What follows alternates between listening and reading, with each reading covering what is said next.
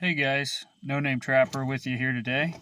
So I had a request from a new trapper to do a video about trails and how to tell the difference and what animals generally travel which kind of trails. So it's important that you guys know as I do this video that there's exceptions to this. Any animal can go down any trail at any time. However, I have categorized these into three types of trails, and I'll show you what I'm looking for and which animals typically travel these trails, at least in my experience. Let's get started. Our first type of trail will be a coon trail, and where I'd recommend going is a culvert for a new trapper. So you see here, we have a culvert right here.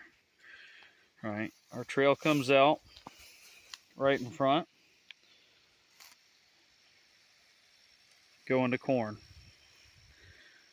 These trails will be narrow and form similar to a horseshoe because of the low belly, and they'll be beat down because multiple animals will travel them at night. And they'll follow each other step for step. The species that I have experienced tend to travel these are raccoon, possum, skunk. You get an occasional red fox or a bobcat, and a rare coyote. Now the reason these are beat down so much is because of the low range territory on these animals. They got short legs, they don't travel a long ways. So that is a coon trail. And here's a close-up view of what these look like.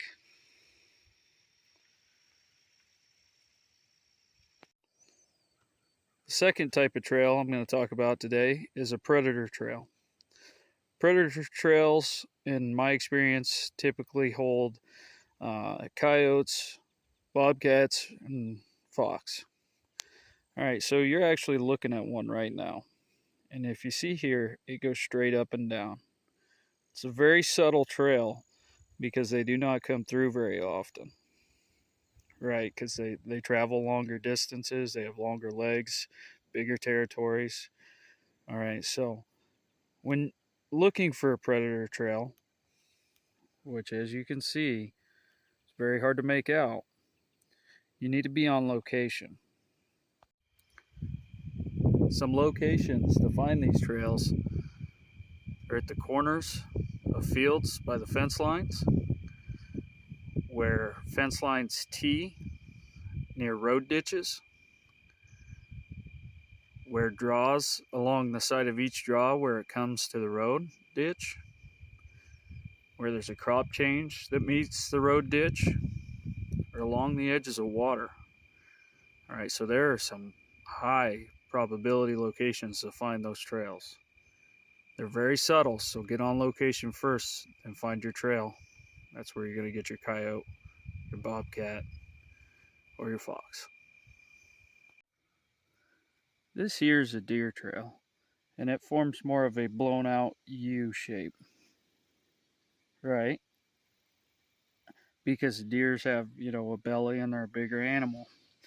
But as you look down, you'll also see that the trail is trashed. I mean, it's got hoof prints everywhere.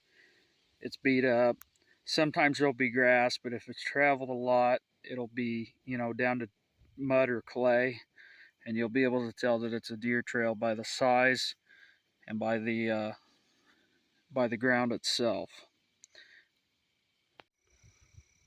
So a deer trail looks similar to a cattle trail going through the pasture, just not quite as tore up, but sometimes if it's traveled enough, it'll look the same.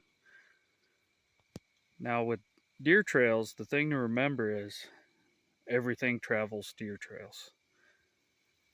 Everything. So when it comes to setting deer trails, you have to be very careful, especially if you're a new trapper. Advice I can give, if I'm running DPs on a deer trail, I put it off to the side. I just bait the coon off the side.